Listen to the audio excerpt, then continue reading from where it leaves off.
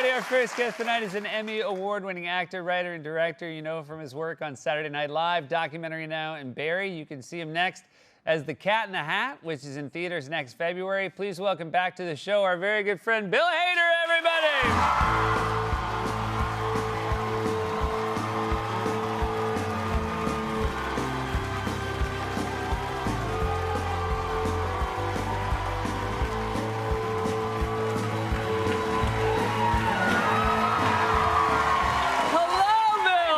It's been too long. Yeah, I'm always happy to see you, but today was extra special. All three of your daughters backstage. Yes, all three of my daughters are backstage. This is a daddy-daughter trip to New York City. That is right. That's why I'm here. Fantastic. And they've never seen 8H. Great. Right down the hall where we did SNL. And I showed them 8H, and I was like, this is where we did Stefan, which you and I, yeah, you know, of course, and the other things. And they, thank you. And all they say is like, where is Domingo? That's it. Where is Domingo? We watch Happy Gilmore 2, and they're like, there's Domingo, there's Domingo, there's Domingo. That's Domingo. And I'm like, okay. Yeah, it's funny how quickly time goes. They don't care at all. Have they engaged with your work as Stefan at all? No, I did watch them. Like, one of them had a sleepover, and I could hear it, and I kind of peeked in, and she was covering her eyes like this. She's like, I can't believe that's my dad. That's so weird. That is so weird. Yeah. I will say there's a lot of times where people say that, but I kind of have to take her side. That's a weird one. Yeah, of everything you can see your parent play, that's like a super weird one. I remember when you showed up at SNL, and I've always said this, like you have incredible taste in television and film. You knew a lot about movies none of us had ever seen. You would always come into my office, and I would leave with like a list of like 3, Criterion films I should watch. But I'm wondering, do you like impose your taste on your daughters? Oh, no. I tried, and it failed miserably. They're like, Domingo. No. Domingo's really funny, by the way. Yeah, Domingo. I just wanted to say, I think that thing is hilarious. I think Domingo's great, but if once my kids love him that much, I won't like Domingo anymore. Yeah, you're like, hey guys, but I was on the show too. No. Do they care about like your personal history? No. When I told them, I remember one time we were going to see a movie, and these 2 kids walked by, and one of them had an American Cinematheque T-shirt, and it was like 2 13-year-old boys, and they were kind of nerdy. And I was like, oh, guys, that was kind of like how I was when I was 13, like really nerdy, and, just I didn't have a big group of friends, just like one friend, and just go to see movies, and never really went to parties or anything, just go see movies and go to bookstores and go to movies, music stores and stuff. It was nice. It was nice, though. And my middle daughter went, wow, Dad, I have chills. And she's like, wow, who's going to play you in the movie? About the 2 boys who have no friends and just go see movies. Wow, I love the myth making. She did, and I was like, I was so mad at her, but I was also like, that's really funny. It's like the myth making of this guy. Really good. Yeah. Also, that is definitely a movie you would go see when you were young. Yeah, that's 100% a movie. I'd be like, I relate to these guys. I relate to them. They are losers. I am a loser. You were very open and honest, sort of after you left SNL, about the anxiety you had when you were working there. Yeah.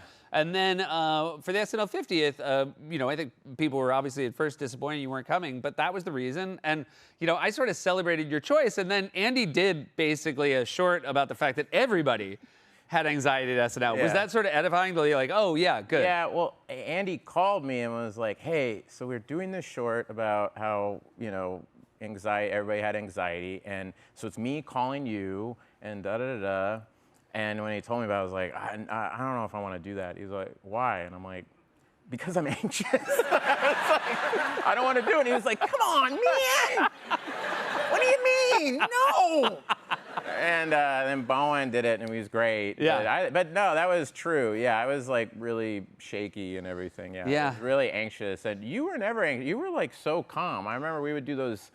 We did those ones that were at 8 o'clock. Remember, the primetime weekend updates, ones. Yeah. And I remember you and Polar were just like ice in your veins. You guys went out there, and I was like trembling, anxious. And you guys went out, I remember, and something went wrong. And you went, whoa, something went wrong. Whoa, something went wrong. And I was like, you can just do that? I could just in the middle of a thing go like, this sucks. I'm gonna go home. I'm like, oh man, I wish I could do that all the time. That'd be great. Well, look, I meant what I said. Like, we both missed you, but I also was happy that we got to talk before and after. But also that I just heard this. Like, anxiety aside, you just had shingles. Bill. Yeah, from stress. And I was like, what causes this? And the guy was like, anxiety. I know, because you always talk about how you have anxiety. And that's probably why I had the shingle. I've been waiting for you. Weird doctor. Was he like, he talk like that? He's like, if you'd have gone to SNL 50, you'd have double shingles. You'd have double shingles. I'm a doctor, but I also make a nice pizza pie over here. No, yeah, I got shingles, which I think should be like a bigger deal. Yeah. Like, because I don't know if anybody's had shingles. I got shingles, and I was like, I had a backache, and then this crazy rash broke out. It was like that movie The Fly with Jeff Goldblum, where like my ear was falling off and all this stuff, and the doctor's like, yeah, that's shingles. Don't you think the problem is the name shingles? Like, yeah, it's kind of sweet. It just means another thing. You're like, oh, that's cute. That old lady has shingles on her house. Oh, that lady has shingles. And I just don't understand why they don't call it something that like makes you more worried about it. Yeah. Like, I always am like, oh, trust me, they're like, don't get shingles. I'm like, oh, I think I'll be fine with something called shingles. Yeah, but it should be called fire blisters. You don't want blisters that feel like they have ants inside of them crawling out of your skin. Yeah, I get a vaccine for fire blisters. Fire blisters, I'd be on it in 2 seconds, but they're like, hey, you have shingles. All right, so again, not to keep drilling down, but we're on the topic. So again, you had a relentless list of maladies at SNL. If like the top maladies was my name. The top 10 weirdest things that happened to any cast member I ever worked with were all Bill Hader. That's true. It's like when you look at like who led the NBA in scoring in the 90s. It's like Michael Jordan, Michael Jordan, Michael Jordan, Michael Jordan. That's you. Yeah. But you actually, so you would like have like your vision would go out. Yeah, migraines. Yeah, I had migraines so bad last week. I actually had to get put on an IV with fluids. And the guy, again, this doctor was like, you just gotta drink more water. You're a guy, you don't like water, so I gotta hook a thing in your vein to give you water. And I forget, Bill, was it cheese or was it pepperoni? Yeah, and I got a nice pizza pie with pepperoni and a pineapple.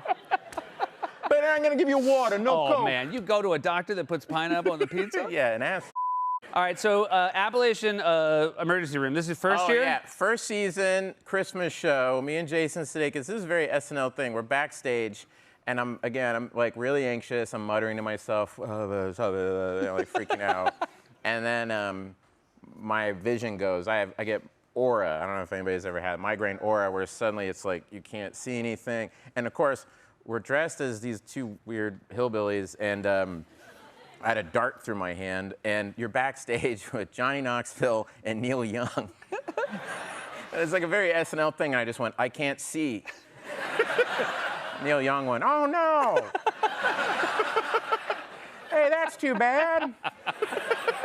Didn't do anything. Yeah, but then we had to go out there and I had to hold on to Jason Sudeikis and just try to figure out what my line was. But yeah, the funny thing is, then I looked at this art card and I'm like, oh yeah, no, he can't see. Yeah, I can't see it. I cannot see. And Jason is like, I'll take your lines, buddy. Don't you worry. Now, Jason really helped me out there. He was very sweet. He like put me on my mark and everything. I couldn't see anything. And then afterwards, I was sitting there and I had like, ice on the back of my head, and I was out of it, and I was like, what's going on in the show? And the nurse was like, oh, they just did this pre-tape thing with Andy and Chris Parnell rapping about Chronicles of Narnia. I don't know what it is. And it was Lazy Sunday. And it was like the biggest, it's like YouTube, invented YouTube or something, yeah. So it was one of the biggest shows ever, yeah. You, and then recently, so I was at the Golden Globes this year, and I knew I was sitting next to your girlfriend, Ali Wong, and I was so excited. I'm like, oh my God, I get to see Bill at the Golden Globes. And then Ali walks in with a friend of hers, and I'm like, oh no, what now? Yeah, my eye exploded. I have vasculitis in the retina of my eye, and I lost vision in my eye, and I had to get a shot in my eye. Yeah, It's so funny. I saw Allie. I'm like, and she went like. He sneezed, and his eye exploded.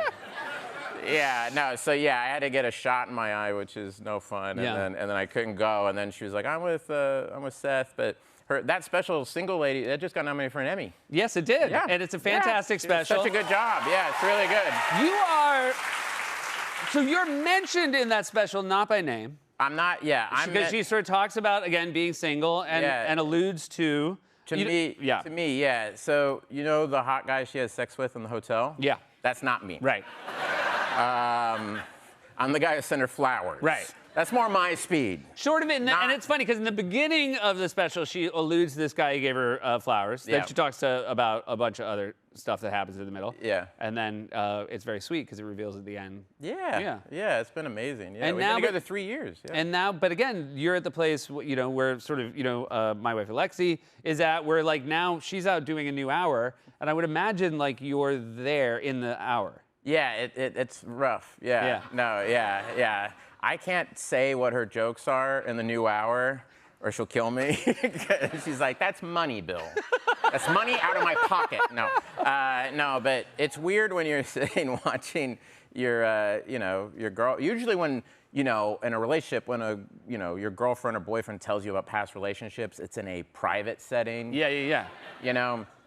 This is like in a giant theater, and I'm learning about her past relationships and stuff. Yeah. With women living vicariously through her, going like, yeah! Have sex with the hot guy, that's so hot! And I'm like, yeah, yay!